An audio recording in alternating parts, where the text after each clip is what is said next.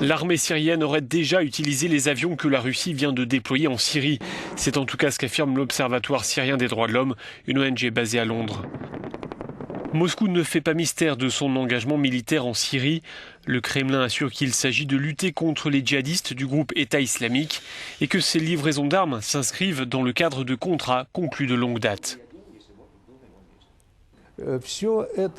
Tout cela montre que la Russie a changé d'attitude dans ce conflit syrien, explique cet analyste. Pour autant, les Russes ne vont pas s'impliquer directement dans ce conflit, même si sûrement certains en meurent d'envie dans les milieux militaires. En fait, on n'a pas besoin de revivre ce qu'on a vécu en Afghanistan. Les Occidentaux s'inquiètent d'un tel déploiement. Le président américain aura l'occasion de le dire à son homologue russe. Les deux hommes doivent se rencontrer lundi à New York en marge de l'Assemblée générale de l'ONU.